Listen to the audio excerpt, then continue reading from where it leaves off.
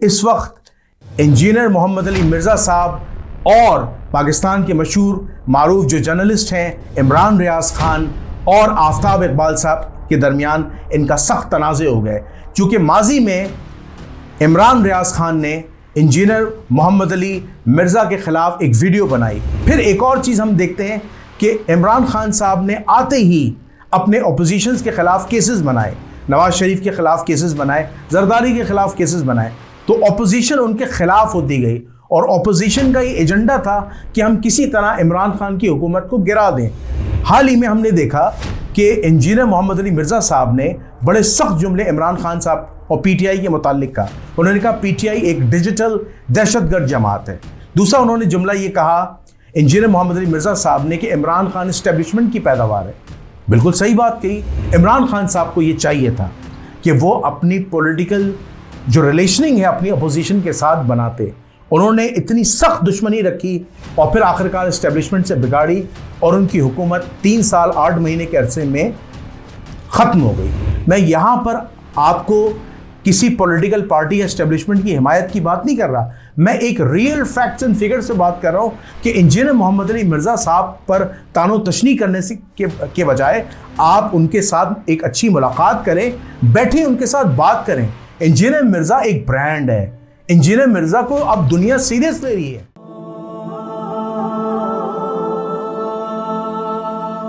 नहमदुहु व नुसल्ली व नुसल्लिम अला रसूलिल करीम, अम्मा बाद, फ़अऊज़ु बिल्लाहि मिनश शैतानिर रजीम, बिस्मिल्लाहिर रहमानिर रहीम, अल्लाहुम्मा सल्लि अला मुहम्मद व अला आलि मुहम्मद वला हौला वला कुव्वता इल्ला बिल्लाहिल अलिय्यिल अज़ीम। नाज़रीन सामीन, आपका मेज़बान जुनैदुर रहमान हाज़िर खिदमत है। नाज़रीन सामीन, मैं आपके सामने एक एक्स्ट्रा करिकुलर एक्टिविटी कर रहा हूं। मेरे नबी साहब है ही कोई नहीं, तेरे बाबे ते शय कोई नहीं। आज का टॉपिक जैसा कि आप बखूबी जानते हैं, आज का मौजू है इंजीनियर मोहम्मद अली मिर्ज़ा। इंजीनियर मोहम्मद अली मिर्ज़ा का जो टॉपिक है वो हमारे लिए इतना अहम क्यों है, क्योंकि आज की सुर्खियों में, आज की सोशल मीडिया पर हर तरफ आप मोबाइल उठाएं, हर तरफ यूट्यूब पर, फेसबुक पर, व्हाट्सएप पर, हर जगह क्लिप्स इंजीनियर मोहम्मद अली मिर्ज़ा साहब के वायरल हो रहे हैं। क्यों वायरल हो रहे हैं? क्योंकि इंजीनियर मोहम्मद अली मिर्ज़ा साहब जो पाकिस्तान के एक नामवर इस्लामिक स्कॉलर तस्वुर किए जाते हैं और नौजवानों की दिलों की धड़कन है, और पाकिस्तान का जो बेशतर नौजवान तबका है, अराउंड 13 साल से लेकर 45 साल की उम्र तक के ज़्यादातर लोग इंजीनियर मोहम्मद अली मिर्ज़ा को मजहबी तौर पर जानते हैं, लेकिन उनके कुछ सियासी बयानात सामने आए और उन सियासी बयानात की बिना पर वो सियासत के मैदान में भी सुर्खियों में आ चुके हैं, और अब पाकिस्तान के बड़े बड़े जो पॉलिटिकल जर्नलिस्ट हैं उन पर वीलॉग्स बना रहे हैं, और कुछ उनकी फेवर में और ज़्यादातर उनके खिलाफ हैं, जिसमें मैं आपको मोटे मोटे नाम लेता चलूं कि इस वक्त इंजीनियर मोहम्मद अली मिर्ज़ा साहब और पाकिस्तान के मशहूर मारूफ जो जर्नलिस्ट हैं इमरान रियाज खान और आफ्ताब इकबाल साहब के दरमियान इनका सख्त तनाज़े हो गए, क्योंकि माजी में इमरान रियाज खान ने इंजीनियर मोहम्मद अली मिर्ज़ा के ख़िलाफ़ एक वीडियो बनाई, और वो वीडियो इसलिए बनाई थी कि उन्होंने कुछ साल पहले या कुछ अरसा पहले या पिछले सालों में इमरान खान जो पाकिस्तान के मशहूर मारूफ जो है पॉलिटिकल लीडर हैं, इस्लामिक लीडर भी तस्वुर किए जाते हैं और पाकिस्तान के साबिक़ 22वें वज़ीर आज़म रह चुके हैं, उन्हें सख्त तनकीद का निशाना बनाया। इसलिए तनकीद का निशाना बनाया कि हर आदमी का एक राइट है कि वो पाकिस्तान के किसी भी पॉलिटिकल लीडर, पॉलिटिकल शख्सियत पर तनकीद कर सकता है, और वो तनकीद इसलिए कर सकता है क्योंकि इमरान खान की जो पॉलिसीज़ थी, जब 2018 में जुलाई या अगस्त में वो हुकूमत लेके आए, तो उनकी जो पॉलिटिकल एक्टिविटीज़ थी और उनकी हुकूमत का जो फेलियर था, उनकी जो टीम का फेलियर था, इंजीनियर मोहम्मद अली मिर्ज़ा साहब बखूबी वाकिफ़ थे। तो उन्होंने उस बिना पर उनकी लीडरशिप को जो है और उनकी पॉलिटिकल जो एफिलिएशंस थी और जो पॉलिटिकल एक्टिविटीज थी उन्हें चैलेंज किया। मुशर्रफ के तलवे चाट के वो सीट ली थी। जब तुम्हें डीजीआईएसआई पाशे ने गोद लिया, 2011 में लॉन्च किया, और फिर बाजवे ने, फिर तुम वजीर आजम बने, कहते हो मेरी इतनी लंबी स्ट्रगल है। एक सीट तुम टोटल लंबी सी, सब इसके कंधे पे बैठ के आते हैं। नवाज शरीफ भी इन्हीं के कंधे पे बैठ के आया, बाकी लोग भी। हमारे स्टूडेंट्स इनके साथ हमें कंपेयर करना चाहते हैं और मुझे पता नहीं करते। इन्हें नहीं पता ना, इनको बता रहा हूं। इस तरह ट्रोलिंग करके तो मुझे दबा लोगे, और तुम्हारे अब्बे नहीं दबा सके जिन्होंने तुम्हें पाला था 5th जनरेशन वार के नाम के ऊपर। ठीक है, तुमने समझा कि मैं भी वही हूं। और दूसरी बात मैं आपको बताऊं, जब खान को इन्होंने फारिग किया ना, रजीम चेंज जो हुई वो पार्लियामेंट में, तो उस वक्त ISPR ने ना हमसे राब्ता किया, हमारे उस्मान भाई के पास कर्नल साहब का मैसेज आया कि जी वो ISPR एक प्रोग्राम बना रहा है, फौज की काफी ट्रोलिंग हो रही है, तो इंजीनियर साहब ना एक छोटा सा उसमें ना हमें जनरल मैसेज दे दें। उस्मान भाई गवाह है, मैं उस बंदे से मिला भी नहीं। मैंने कहा इस तरफ रुख भी नहीं करना, हम तुम्हारे आलाकार नहीं है, ना पहले तुम्हारे लिए काम किया ना बाद में कभी करेंगे। और मैंने उस्मान भाई को कहा मुझसे नहीं मिलने की उनकी जरूरत, इनके पास आए। मैं इतना अपराइट बंदा हूं, मुझे पता है कि ये टिश्यू पेपर की तरह फेंक देते हैं, और इमरान खान को इन्होंने टिश्यू पेपर की तरह जाया कर दिया इस्तेमाल करके। 5वां उसने कहा कि जी इंजीनियर साहब जो है नून लीग की जुबान बोल रहे हैं, एस्टेब्लिशमेंट की जुबान बोल रहे हैं। ये 5वां, इसी के ऊपर मैंने अगला इल्मी पॉइंट अलग से डिस्कस करना है। इल्मी पॉइंट नंबर 5, 2013 के इलेक्शन में मैंने खान साहब को ना सिर्फ वोट डाली बल्कि हजारों लोगों से डलवाई। 2013 में 2014 में ये कंटेनर पे चढ़ गए एस्टेब्लिशमेंट के कहने पे। ज़ाहिर है जनरल पाशा साहब ने कहा कि आपको हम लॉन्च करते हैं, इंशाअल्लाह ताला आप जीतेंगे। 2014 में ये जब धरनों में आए तो मैंने PTI को खैराबाद कह दिया। मैंने कहा यार ये एस्टेब्लिशमेंट के आलाकार बन गए, अब एस्टेब्लिशमेंट इसे यूज करेगी और टिश्यू पेपर की तरफ फेंकेगी। मुझे 2014 में पता चला, खान को तो 2022 में पता चला ना कि मैं टिश्यू पेपर बन गया हूं, मुझे 2014 में पता चल गया। तो ये मुझे कह रहे हैं कि मैं उनका बंदा हूं। उसके बाद 2017 में मुझ पर एक झूठा केस बनाया कि जी ये दहशतगर्द यहां से भर्ती करके अफगानिस्तान भेजता है। वो इसलिए कि यहां पे जो एजेंसियों का बंदा था वो कट्टर बरेलवी था, उसने एक झूठी रिपोर्ट लिख दी। हमारे ऑफिस में गई, उन्होंने कहा जी इंजीनियर साहब आप रिटायरमेंट ले लें। मैं कहा ना, इल्जाम लाना जे ओ लाओ जेड़ा मैं मन्ना भी, मेरे ऊपर आपने बनु उमैया के हमायती होने का इल्जाम लगा दिया। मैं तो देवबंदियत को मानता ही नहीं हूं, तो मैंने वहां क्यों बंदे भर्ती करके भेजने हैं। हुआ यह था कि हमारे लेक्चर्स में एक स्टूडेंट बैठता था, वो चला गया था उस वक्त अफगानिस्तान, और वहां वो मारा गया। पता चला जी वो हमारे दर्स में आके बैठता था, तो मेरा क्या लेना देना भाई, मेरे दर्स में तो हर तरह के लोग आते हैं। तो उसने रिपोर्ट बना के भेज दी। मैं पीछे नहीं हटा, मैंने जस्टिस शौकत सिद्दीकी साहब की अदालत में इनके खिलाफ मुकदमा किया। 1 साल तक बेइज्जत होते रहे। ये सारे रियासती इदारों के लोग आते थे, शौकत सिद्दीकी साहब इनको आड़े हाथों लेते थे, इसलिए तो बाद में निकाल भी दिया ना उनको। जब बिल्कुल फैसला होने के करीब था, उस वक्त शौकत सिद्दीकी साहब ने वो तकरीर मशहूर जमाना कर दी। सिद्दीकी साहब गए पीछे, आगे अतर मिनल्ला साहब। अतर मिनल्ला है ही बंदा फैज मीद का था, आजकल नजरियाती है मैं मानता हूं, लेकिन पुराने गुनाहों से तौबा मांग अतर मिनल्ला, तेरे पास मेरा केस लगा था। इसने दूसरी पेशी पे सारे केसेस फारिग कर दिए जी, फौज के केसेस हम सुन ही नहीं सकते। फिर मैंने इसको अपील की, सुप्रीम कोर्ट में करनी थी, वहां हमने अप्लाई किया। आपको मैं हैरान कुन बात बताऊं कि वकील भी डरते हैं इनके खिलाफ केस लेते हुए, रियासतीदारों के खिलाफ। खैर वो बड़ी मुश्किल से एक वकील अरेंज किया। इस दौरान हमारी दावत का इतना कद काट फैल गया, तो मुझे काफी लोगों ने मशवरा दिया कि आप ना रिटायरमेंट ले ही ले, जब ऑफर कर रहे हैं वो कौन सा आपको जॉब से निकाल रहे हैं। तो मैंने ये अपनी लाइफ स्टोरी में रिकॉर्ड करवाया, चूंकि आफ्ताब इकबाल साहब ने कहा ना हमें तो नहीं पता जी इसको क्यों निकाला गया, इस वास्ते निकाला गया कि तुसी लोग बैठे सो बिच, हूं तौबा कर लीजिए मैं मन्ना, लेकिन तुहाडे वड्डे उदू बैठे सन। लेकिन आखिरी वक्त तक मैंने कोशिश की, फिर आके अल्टीमेटली मैंने 2019-20 में रिटायरमेंट ले ली। मुझे पैसे भी इकट्ठे मिल गए जो थे, रिटायरमेंट उन्होंने मुझे पहले दी हुई थी, लेकिन मैं कह रहा था इस तरीके से मैं रिटायरमेंट नहीं लूंगा, कोई जेन्युइन चीज है तो वो बताओ, इस तरह तो तुम मुझे डिफेम कर रहे हो। क्योंकि ज़ाहिर है मैं एक मजहबी प्लेटफॉर्म उससे पहले से लेके चल रहा हूं। मैं जॉब के दौरान पैरेलल में 9-10 साल की दावत का काम करता रहूं, मैं अभी भी चाहता था कि वैसे ही करूं। खैर ये उसकी स्टोरी थी।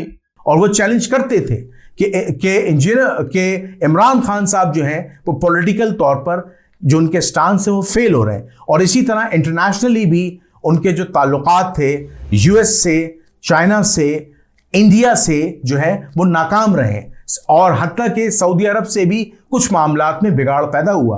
तो इन तमाम चीज़ों को मद्देनजर रखते हुए उन्होंने इंजीनियर मोहम्मद अली मिर्ज़ा साहब ने जनाब इमरान खान साहब को तनकीद का निशाना बनाया। इसके अलावा अगर हम उनकी हुकूमत की बात करें तो उनकी हुकूमत में जो उनकी टीम थी वो टीम नाकिस थी और इस नाकिस टीम की वजह से पाकिस्तान का जो पॉलिटिकल सिस्टम था, इकोनॉमिक सिस्टम था, वो डिस्टर्ब रहा। इसकी मिसाल ले लीजिए कि पंजाब के जो साबिक वज़ीर आला थे उस्मान बुज़दार, वो इमरान खान का एक फेलियर प्रोडक्ट था जिसकी वजह से इमरान खान को पंजाब में तनकीद का निशाना बनाया गया। इसी तरह अलीम खान जो पीटीआई से ताल्लुक़ रखते थे और उन्होंने करप्शन की और करप्शन कैसे पीटीआई को बदनाम किया और पीटीआई बहुत पॉलिटिकली तौर पर डैमेज हुई जिसकी वजह से उन्हें पार्टी से निकालना पड़ा। इसी तरह जहांगीर तरीन स्कैंडल सामने आया, जहांगीर तरीन के फेक अकाउंट्स, मनी लॉन्ड्रिंग के मामलात और बहुत सारे इलीगल एक्टिविटीज सामने आई जिसकी वजह से जहांगीर तरीन भी जो है वो सुर्खियों का शिकार रहे और इमरान खान के ऊपर अपोजिशन की तरफ से प्रेशर बढ़ता गया और इमरान खान और उनकी पॉलिटिकल पार्टी पीटीआई को नुकसान होता रहा। इसी तरह बहुत सारी चेंजेस, वजारत खारजा में चेंजेस आई, इसी तरह ख़ास तौर पर वजारत ख़जाना में तब्दीलियाँ आई। पहले असद उमर थे वो चेंज हुए, उसके बाद डॉक्टर हफीज़ शेख आए, उसके बाद सिल बैंक के एक प्रेसिडेंट आए वगैरह वगैरह और ये तब्दीलियाँ आती रहीं। तो ये जो तब्दीलियाँ थीं और अपोजिशन का प्रेशर था जिसकी वजह से जो तरक्की करने का जो मामला था पाकिस्तान का वो आगे नहीं बढ़ सका। फिर एक और चीज़ हम देखते हैं कि इमरान खान साहब ने आते ही अपने अपोजिशन के खिलाफ केसेस बनाए, नवाज शरीफ के खिलाफ केसेस बनाए, जरदारी के खिलाफ केसेस बनाए, तो अपोजिशन उनके खिलाफ होती गई और अपोजिशन का ये एजेंडा था कि हम किसी तरह इमरान खान की हुकूमत को गिरा दें। तो इन तमाम बातों को देखते हुए इंजीनियर मोहम्मद अली मिर्ज़ा साहब ने इमरान खान की पॉलिटिकल गलतियों को वक्तन फ़वक्तन मरहला ब मरहला जो है वो बताते रहे। तो इस वजह से पीटीआई वालों के अंदर गुस्सा पाया जाता है और वो गुस्से का इजहार इमरान रियाज खान या आफ्ताब इकबाल की सूरत में आ रहा है। हाल ही में हमने देखा कि इंजीनियर मोहम्मद अली मिर्ज़ा साहब ने बड़े सख्त जुमले इमरान खान साहब और पीटीआई के मुताल्लिक कहा। उन्होंने कहा पीटीआई एक डिजिटल दहशतगर्द जमात है। दूसरा उन्होंने जुमला ये कहा इंजीनियर मोहम्मद अली मिर्ज़ा साहब ने कि इमरान खान एस्टेब्लिशमेंट की पैदावार है। बिल्कुल सही बात कही, पाकिस्तान का हर पॉलिटिकल लीडर एस्टेब्लिशमेंट की पैदावार है। इसकी सबसे बड़ी मिसाल माजी में जुल्फ़िकार अली भुट्टो हैं। Zulfikar Ali Bhutto was the product of general Ayub Khan. पप्पा पप्पा पापा पापा कहते कहते अयूब खान के पीछे वो चलते थे और उसके बाद अयूब खान की पजीराई उन्हें मिली, अयूब खान ने उनके सर पर हाथ रखा और वो डैडी डैडी, पप्पा पप्पा, पापा पापा वगैरह कहते थे। सरपरस्ती मिली, सरपरस्ती मिलते मिलते वो उन्हें जनरल अयूब खान ने, जो फील्ड मार्शल भी कहलाते हैं, पाकिस्तान का वज़ीर ख़ारजा बनाया। फिर 1967 के अंदर उन्होंने पीपल्स पार्टी बनाई और उसके बाद बाकायदा तौर पर जुल्फ़िकार अली भुट्टो ने जनरल अयूब खान के ख़िलाफ़ तहरीक चलाई और उन्हें प्रेसिडेंटशिप से बर्खास्त किया और फिर अपनी हुकूमत बनाई। और इसके बाद हम आगे मज़ीद देखते हैं, फिर उनकी पॉलिटिकल एफिलिएशन रही याह्या के साथ वगैरह वगैरह। फिर उसके बाद उनकी पॉलिटिकल एफिलिएशन रही जनाब जनरल ज़िया से, लेकिन जनरल ज़िया से उनके ताल्लुकात ख़राब हुए और फिर उनकी हुकूमत का तख्ता उल्टा और फिर उन्हें एक मर्डर केस के साजिश के अंदर उन्हें सजाए मौत दे दी गई वगैरह वगैरह। इसके अलावा अगर हम नवाज शरीफ साहब को देखें तो नवाज शरीफ जनरल ज़िया का प्रोडक्ट है। तो नवाज शरीफ के पीछे भी इस्टेब्लिशमेंट इन्वॉल्व थी, इस्टेब्लिशमेंट उनको लेकर आई। जनरल ज़िया के दौर में अगर हम देखें तो नवाज शरीफ पंजाब की वज़ीर आला थे और फिर उन्हीं के खिलाफ होकर, जनरल ज़िया के खिलाफ होकर उन्होंने अपनी पॉलिटिकल स्टेबिलिटी को मजबूत किया और 90s में जाके वो वज़ीर आज़म बने, 92 में वज़ीर आज़म बने। इसी तरह हम बेनज़ीर भुट्टो को देखते हैं तो बेनज़ीर भुट्टो भी इस्टेब्लिशमेंट की पैदावार है और इस्टेब्लिशमेंट की ईमा पर इस्टेब्लिशमेंट से मुकमका करके वो भी 90s में वज़ीर आज़म बनी। और फिर हम इसी तरह आगे अगर हम चलते हैं, जब हम जनरल मुशर्रफ के दौर की बात करते हैं तो अगर हम कराची की सियासत की बात करते हैं कि वो मुत्तहिदा कौमी मूवमेंट पाकिस्तान जो 90s के अंदर और 80s के अंदर पॉलिटिकल इंस्टेबिलिटी का शिकार थी और बहुत कमजोर जमात थी, जनरल मुशर्रफ ने महाजिर नारे की बुनियाद पर, उर्दू स्पीकिंग की बुनियाद पर MQM को तक़वियत दी और MQM ने सिंध में और कराची में अपनी हुकूमत बनाई, बल्कि कौमी असम्बली के अंदर भी उन्हें 25 सीटें मिली। वजीर मुमलिकत भी जनाब आप अंदाज़ा लगाइए, वजीर मुमलिकत बराए मजहबी उमूर भी MQM का था। तो ये मैं आपको सुनेरियो बताता चाह रहा हूं कि पाकिस्तान के अंदर किस तरह पॉलिटिकल पार्टीज एस्टेब्लिशमेंट की गोदों में बैठकर एस्टेब्लिशमेंट की ईमा पर ही जो है वो आगे आई हैं। तो ये हकीकत है। अगर इंजीनियर मोहम्मद अली मिर्जा साहब ने ये कहा कि इमरान खान एक पॉलिटिकल लीडर हैं और उन्हें बनाने में, उनकी हुकूमत को एस्टेब्लिश करने में एस्टेब्लिशमेंट का हाथ है, तो इसमें कोई गलत बात नहीं है। अगर आप आगे चलें तो आगे आप देखें जनरल कियानी के साथ 2008 में जरदारी साहब ने बेनज़ीर की शहादत के बाद मुकमका किया और पीपल्स पार्टी की गवर्नमेंट बनी। इसी तरह नवाज शरीफ गवर्नमेंट ने 2013 के इलेक्शंस के बाद जनरल राहील शरीफ के साथ मुकमका किया और बाकायदा तौर पर रिकन्सिलेशन हुई और उनकी हुकूमत कायम हुई, एस्टेब्लिशमेंट के साथ सेटिंग हुई, क्योंकि नवाज शरीफ के माजी में ताल्लुकात जनरल मुशर्रफ से ख़राब हो गए थे और उन्हें जिला वतन कर दिया गया था। लेकिन जब वो वापस आए और फिर उन्होंने फ़ौज के साथ मुकमका किया, सेटिंग हुई उनकी आर्मी के साथ, और फिर वो दोबारा पावर में आए और फिर उनको पावर्स मिली। लेकिन फिर आर्मी से उनके ताल्लुकात ख़राब हुए और आर्मी के ख़िलाफ़, एस्टेब्लिशमेंट के ख़िलाफ़ बयानात दिए, तो 2017 में वो वज़ीर आज़म की सीट से चले गए।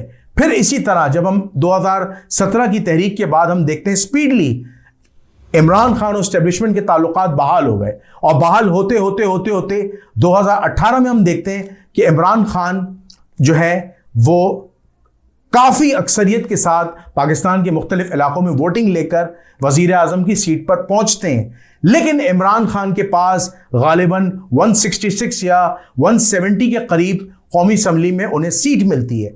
लेकिन इमरान खान के लिए जो प्रॉब्लम आ रही थी वो ये आ रही थी कि इमरान खान के साथ ना पाकिस्तान पीपल्स पार्टी थी, ना मुस्लिम लीग नून थी, क्योंकि उनकी जो ऑपोजिशन थी वो सेकंड और थर्ड हाईएस्ट थी, और इसके अलावा दीगर छोटी छोटी पॉलिटिकल पार्टीज का अलायंस था।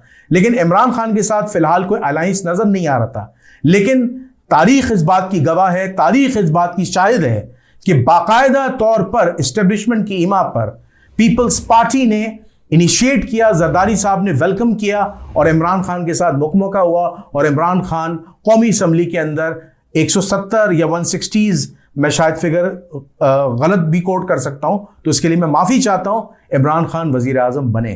तो ये बात सच है। अगर इंजीनियर मोहम्मद अली मिर्ज़ा साहब ये बात कह रहे हैं कि एस्टेब्लिशमेंट की ईमा पर पॉलिटिकल लीडर्स उभरते आए हैं, वज़ीर आज़म की सीटें उन्हें मिलती आई हैं, वज़ारत उज़्मा मिलती आ रही, तो उसमें कोई गलत बात नहीं है। बात यह है कि अगर आप एक पॉलिटिकल लीडर को पसंद करते हैं तो ज़रूरी नहीं कि दूसरा शख्स उस पॉलिटिकल लीडर को पसंद करे। वो तनकीद का निशाना बना सकता है और कड़ी तनकीद का निशाना बना सकता है। इंजीनियर मोहम्मद अली मिर्ज़ा साहब, जहां तक मैं उनको जानता हूं, वो as a individual Imran Khan को पसंद करते हैं, क्योंकि इमरान खान पाकिस्तान का एक रोशन मुस्तकबिल अभी भी है। वो इस लिहाज से 92 के वर्ल्ड कप में इमरान खान साहब ने हमें वर्ल्ड कप जिताया और वर्ल्ड में क्रिकेट में हमारा एक नाम बना। दूसरा, वो एक कामयाब कैप्टन रहे। तीसरा, उन्होंने पाकिस्तान का सबसे बड़ा खैराती कैंसर हॉस्पिटल बनाया, जिसे शौकत खाना मेमोरियल हॉस्पिटल कहते हैं। ये इमरान खान का एक सक्सेसफुल प्रोडक्ट है और आज तक पाकिस्तानियों को फ़ायदा हो रहा है, कैंसर के पेशेंट्स को फ़ायदा हो रहा है। तीसरा, उन्होंने मियाँ वाली के अंदर इंटरनेशनल यूनिवर्सिटी बनाई, जिसकी इंटरनेशनल एफिलिएशन है इंग्लैंड यूनिवर्सिटीज़ से, गालिबन शायद ब्रैडफोर्ड है अगर मैं गलत नहीं हूँ, वगैरह वगैरह। तो उस यूनिवर्सिटी का नाम है मियाँ वाली में नमल यूनिवर्सिटी, इंटरनेशनल लेवल की यूनिवर्सिटी है, स्टूडेंट्स वहाँ पर फ़ायदा उठा रहे हैं।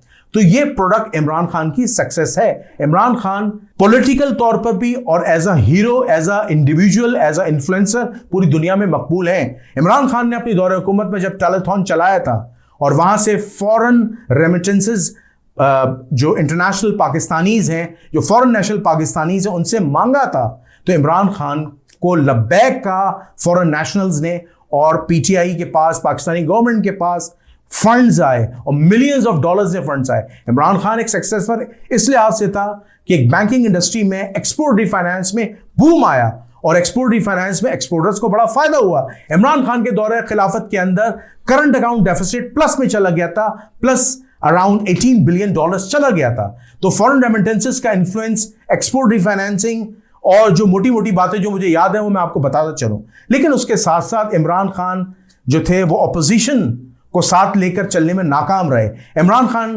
का जो प्रोडक्ट था, जो पंजाब का वजीर आला था, जिसने पंजाब के अंदर इमरान खान की पार्टी को नुकसान पहुंचाया, वो फेलियर प्रोडक्ट था। जैसे कि मैंने आपको बताया उस्मान बुज़दार। इसी तरह इमरान खान की पार्टियों के अंदर कुछ करप्ट लोग निकले, जिनके फेक अकाउंट्स निकले, मनी लॉन्ड्रिंग में मामलात निकले, जिसकी वजह से इमरान खान की पॉलिटिकल साख कमजोर होती गई। फिर इमरान खान के वक्त के साथ साथ इस्टेब्लिशमेंट से ताल्लुकात खराब होते गए। फिर अमेरिका के साथ जो वो हाल ही के अंदर अपनी दौरे खिलाफत में जो गए, अपनी दौरे हुकूमत में जो बाकायदा डोनाल्ड ट्रंप से मिलने गए, लेकिन वहाँ भी खातिर खा उनके मामलात सेट नहीं हो पाए। लास्ट जो इन्वॉल्वमेंट थी रशिया के साथ, चूंकि इस्टेब्लिशमेंट से उनके मामलात ख़राब थे और जिसकी वजह से वो रशिया गए थे, और रशिया के बाद फिर बकौल उनके कि उन्हें अमेरिका से एक डॉक्यूमेंट आया था, मुरासला आया था, फिर उनके खिलाफ जो पाकिस्तान में कंटिन्यूसली अपोजिशन तहरीक अदम एतमाद चला रही थी, आखिरकार वो अप्रूव्ड हुई और भारी अक्सरियत से तहरीक अदम एतमाद कामयाब हुई और इमरान खान की हुकूमत का तख्ता उलट दिया गया। तो अब ये मैंने आपको मुख्तसर कहानी सुनाई है। इंजीनियर मोहम्मद अली मिर्जा साहब as a individual Imran Khan को पसंद करते हैं, लेकिन एज अ पॉलिटिकल लीडर्स उनकी गलतियों को हाईलाइट किया है। अगर इमरान खान इस्टेब्लिशमेंट की पैदावार है तो ये बात गलत नहीं है और ये बात इमरान रियाज खान को बुरा नहीं मानना चाहिए। चूंकि ये बात अक्सर व बेशतर लोग कहते नहीं, मरे हुए यजीद को तो याद गाली देना बड़ा आसान है कि आज के वो ISI के खिलाफ बात करें या आर्मी चीफ के खिलाफ बात करें, क्यों करें? क्या इंजीनियर मोहम्मद अली मिर्जा साहब बेवकूफ आदमी है? इंजीनियर मोहम्मद अली मिर्जा साहब जो अकल है वो घास चरने गई है, क्यों वो बात करें? मैं हमेशा ये बात कहता हूं और यही स्टांस इंजीनियर मोहम्मद अली मिर्जा का है। मैं हमेशा ये बात कहता हूं कि पॉलिटिकल लीडर्स को खुदारा इस्टेब्लिशमेंट से लड़ना नहीं चाहिए। आप इस्टेब्लिशमेंट के बगैर जीरो हैं, ये मान लें बात। आप पाकिस्तान के जितने बड़े बड़े पॉलिटिकल लीडर्स उठा लें, इस्टेब्लिशमेंट से जब उन्होंने बिगाड़ी है नाकाम हुए, फेलियर हुआ है। क्यों इस्टेब्लिशमेंट से बिगाड़े हो? इस्टेब्लिशमेंट के साथ मिलकर चलें। चंद लोग अगर करप्ट हैं, एक मिसाल है, चंद लोग अगर करप्ट हैं, उसकी आड़ में आप पूरे इंस्टीट्यूशन को गाली नहीं दे सकते। मेरा हमेशा ये नजरिया रहा है कि हम पाकिस्तान की फौज के साथ मिलकर चलें, बनिस्बत ये कि अपनी फौज को बदनाम करें, जिसकी वजह से ये प्रॉब्लम्स आ रही हैं। मैं आपको गारंटी के साथ ये बात कहता हूं कि हमारी जो इस्टेब्लिशमेंट है, जिसको आवाम बुरा कह रही है, उसी इस्टेब्लिशमेंट से US बात करता है, चाइना बात करता है, टर्की बात करता है, मलेशिया बात करता है, सऊदी अरब बात करता है, सब बात करते हैं। आपके पॉलिटिकल लीडर से बात क्यों नहीं करते? इमरान खान के जाने से तुर्की को इफेक्ट क्यों नहीं पड़ा? वो तैयब उर्दुगान, जब इमरान खान ने सलामती काउंसिल के अंदर एक बड़ी जबरदस्त तकरीर की थी माजी में और रसूलुल्लाह सल्लल्लाहु अलैहि वसल्लम की शान अक़दस को बयान किया था कि मुसलमानों का किस तरह दिल दुखता है कि जब गैर मुस्लिम तौहीन रसालत करते हैं। तो उस तकरीर के बाद तो तैयब उर्दुगान जो तुर्की का प्रेसिडेंट ने गले लगा लिया था, माथा चूम लिया था, क्या तकरीर की है। और इमरान खान बैठा रहा था और सारे पॉलिटिकल लीडर्स मिल रहे थे जब इंटरनेशनल कॉन्फ्रेंस हुई थी US के अंदर और इजराइल का वजीर आजम आया था। बहुत अच्छा स्टांस था। प्रेसिडेंट ने महातीर मोहम्मद ने उनको सराहा, तैयब उर्दुगान ने उनको सराहा, मोहम्मद बिन सलमान ने सराहा, लेकिन इमरान खान इंटरनेशनल ताल्लुकात बनाने में कुछ मामलात में खराब रहे, चूंकि वो पॉलिटिकल इंस्टेबिलिटी का शिकार थे। इमरान खान साहब को ये चाहिए था कि वो अपनी पॉलिटिकल जो रिलेशनिंग है अपनी अपोजिशन के साथ बनाते। उन्होंने इतनी सख्त दुश्मनी रखी और फिर आखिरकार इस्टेब्लिशमेंट से बिगाड़ी और उनकी हुकूमत 3 साल 8 महीने के अरसे में खत्म हो गई। उनकी हुकूमत का खात्मा हो गया। और आज देखें, जितने पॉलिटिकल लीडर्स देखें, वो आपकी इस्टेब्लिशमेंट से बात कर रहे हैं, आपकी इस्टेब्लिशमेंट के साथ चल रहे हैं। इस्टेब्लिशमेंट को गाली देने से कोई फायदा नहीं है। इस्टेब्लिशमेंट के साथ को रिलेशन बनाए, कामयाबी है। आप जरदारी को मिस्टर 10% कहें, घटिया तरीन आदमी कहें, लेकिन जरदारी हमेशा इस्टेब्लिशमेंट और पॉलिटिकल पार्टीज के साथ मिलकर रहता है, तो एज अ पॉलिटिकल वो कामयाब है और आज तक उसकी पार्टी पीपल्स पार्टी इतनी कमजोर हो चुकी है, लेकिन आज तक उनकी जड़ें सिंध में मजबूत हैं। मैं यहां पर आपको किसी पॉलिटिकल पार्टी एस्टेब्लिशमेंट की हिमायत की बात नहीं कर रहा, मैं एक रियल फैक्ट्स एंड फिगर्स से बात कर रहा हूं कि इंजीनियर मोहम्मद अली मिर्जा साहब पर तानो तशनी करने से के बजाय आप उनके साथ एक अच्छी मुलाकात करें, बैठे उनके साथ बात करें। इंजीनियर मिर्जा एक ब्रांड है। इंजीनियर मिर्जा को अब दुनिया सीरियस ले रही है। इंजीनियर मिर्जा कोई आम गली का या कोई जहलम का कोई मामूली मुबल्लिग नहीं है। इंजीनियर मिर्जा एक इंटरनेशनल स्पीकर बन चुका है। आज आप रमजान ट्रांसमिशंस देख लें, रमजान ट्रांसमिशंस में हर एक्टर उन्हें बुला रहा है, एज ए सेलिब्रिटी उन्हें बुलाया जाए, उसे सीरियस लिया जा रहा है। यही बात माजी में हमारे मुल्लाओं को समझ में आती। हमारे मुल्लाओं का माजी में अपनी आवाम के साथ कम्युनिकेशन गैप रहा है कुरान और सुन्नत के मामले में। वो कुरान और सुन्नत की हकीकत को बयान नहीं करते। इंजीनियर मिर्जा अपनी 18 साल मेहनत के अंदर, अपनी रिसर्च से, अपने अंदाज़े गुफ्तगू से, अपनी पावरफुल अपनी स्पीकिंग पावर से, अपनी पावरफुल स्पीचेस से इन्फ्लुएंस क्रिएट कर दिया। जैसे माजी में डॉक्टर इसरार साहब ने किया, मौलाना मौदूदी ने किया, मौलाना इसहाक मदनी ने किया। ये मैं गोल्डन नेम्स आपको कोट कर रहा हूं, लेकिन चूंकि उस दौर में सोशल मीडिया नहीं था तो वो इतने कामयाब नहीं हो सके। आज सोशल मीडिया पावरफुल है और दुनिया के 200 ममालिक के अंदर जो है वो सोशल मीडिया देखा जाता है। तो लिहाजा इंजीनियर मोहम्मद अली मिर्जा साहब की पॉपुलैरिटीज इन प्रीवियस स्कॉलर्स के मुकाबले में बढ़ती गई। आज 3 मिलियन सब्सक्राइबर्स उनके क्यों हैं? इसलिए है कि इंजीनियर मिर्जा ने अपने आप को कुएं का मेंढक नहीं बनाया। वो कुरान से दर्ज देता है, वो तारीख़ इस्लाम से दर्ज देता है, वो हदीस से दर्ज देता है, वगैरह वगैरह, ठीक है। और करंट अफेयर्स पे बात करता है और साइंस एंड टेक्नोलॉजी पे बात करता है। बाकायदा तौर पर वो पॉलिटिकल सिस्टम के अंदर इन्वॉल्व हो चुका है और अपनी राय देता है, और आज उसकी राय को लोग सीरियस लेते हैं। अगर इंजीनियर मिर्जा जो एक कोई आम आदमी होता तो पाकिस्तान के जो जर्नलिस्ट हैं, इमरान रियाज खान, जिनके मिलियंस ऑफ फॉलोवर्स हैं, आफ्ताब इकबाल साहब, इतना सीरियस लेते हुए उसके खिलाफ बयान नहीं बनाते। उसके बाद इरशाद भट्टी साहब आए, उसके अलावा मंसूर अली खान जैसा पाकिस्तान का बड़ा एंकर आया, हामिद मीर जैसा बंदा उन्हें सीरियस ले रहा है, पाकिस्तान के बड़े बड़े एक्टर्स सीरियस ले रहे हैं, उलमा सीरियस वो तो लेते आई हैं। मुल्लाओं की तो बैंड बजा दी है, मुल्लाओं की तो ऐसी की तैसी कर दी है। अब इंजीनियर मिर्जा को सीरियस सुना जा रहा है। इंजीनियर मिर्जा की अपनी एक राय रखता है, वो अपनी एक सोच रखता है। इंजीनियर मिर्जा एक नजरिए का नाम है, इंजीनियर मिर्जा एक इनकलाब का नाम है, इंजीनियर मिर्जा एक तब्दीली का नाम है। और ये बात इसलिए नहीं कि आप अगर मेरे मुंह से उसके तारीफी कलिमात सुन रहे हैं तो आप समझ रहे हैं कि मैं उसका कोई मुकल्लिद हूं या स्टूडेंट हूं। ना मैं उसका कोई मुकल्लिद हूं, ना मैं उसकी तकलीद करता हूं, ना भाई मैं उसके पीछे कोई नमाज पढ़ता हूं। मैं ये वीडियो एनालिसिस के बाद, तहकीक के बाद, यूट्यूब पे रिसर्च के बाद, गूगल पे रिसर्च के बाद और दुनिया जहां के जर्नलिस्ट, इस्लामिक स्कॉलर्स के बयानात सुनने के बाद और आवाम की इंजीनियर मिर्जा से जो मजबूत कोरिलेशनिंग है, जो मोर देन 100% की बुनियाद पर उन तमाम चीज़ों को मद्देनजर रखते हुए वीडियो बना रहा हूं और आपको समझा रहा हूं कि इंजीनियर मोहम्मद अली मिर्जा एक ब्रांड बन चुका है। तो लिहाजा पाकिस्तान के जितने जर्नलिस्ट हैं, इमरान रियाज खान, उनको बुरा मानने की ज़रूरत नहीं है, आफ्ताब इकबाल को बुरा मानने की ज़रूरत नहीं है। हाँ, इंजीनियर मिर्जा साहब का जो इखलाक है, देखिए इंजीनियर मिर्जा जब बहुत प्रेशर में होते हैं या बहुत अपने पैशन में बात कर रहे होते हैं तो उनका पैशन में जो उनकी ज़बान है, जो उनकी मादरी ज़बान है पंजाबी, उसमें ज़ाहिर सी बात है वो अपने पैशन में, अपने जज्बात में बहुत सख्ती में बात करते हैं। जैसे वो एक जुमला मैं आपको रिपीट करता हूँ, मेरे नबी सा है ही कोई नहीं, तेरे बाबे थे शह ही कोई नहीं। तो ये सख्ती में वो कह जाते हैं तो वो जुमले सख्त हो जाते हैं। हाँ, ये उनकी लैंग्विस्टिक इशू है, इस पर वो यकीनन काम कर रहे हैं और उनको एडवाइस देने वाले लोग होंगे कि उन्हें इस तरह की बात नहीं करनी चाहिए जिससे लोगों का दिल दुखे और वो बात शाइस्तगी के साथ, नरमी के साथ करें। तो मैं भी इस मामले में उन पर तनकीद करता हूँ कि उन्हें अपने इस रवैये को बदलना चाहिए। लेकिन इंजीनियर मिर्जा को अब दुनिया सीरियस ले रही है। आप सीरियस ले ना लें, दुनिया ले रही है, व्यूज उसके बढ़ रहे हैं। आज सुर्खियों पे इंजीनियर मोहम्मद अली मिर्जा, मोबाइल उठाओ, यूट्यूब पे हर चैनल इंजीनियर मिर्जा का इंटरव्यू ले रहे हैं। क्यों ले रहे हैं भाई इतने साफी इंटरव्यू? इन मुफ्ती तकी उस्मानी साहब का क्यों नहीं ले रहे इंटरव्यू? मुफ्ती तारिक मसूद साहब का इंटरव्यू क्यों नहीं ले रहे लोग? जाएं, ये पाकिस्तान के बड़े बड़े सियासी जर्नलिस्ट जाएं तकी उस्मानी साहब का इंटरव्यू लें, जाएं मुनीबुर रहमान साहब का इंटरव्यू लें, जाएं मुफ्ती तारिक मसूद साहब का इंटरव्यू लें, जाएं मुफ्ती फजल हमदर्द साहब का इंटरव्यू लें, जाएं अल्लामा शहनशाह हुसैन नकवी का लें, अमीन शहीदी का लें, इंजीनियर मिर्जा का इंटरव्यू क्यों ले रहे हैं भाई? जाएं डॉक्टर जाकिर नाइक का लें।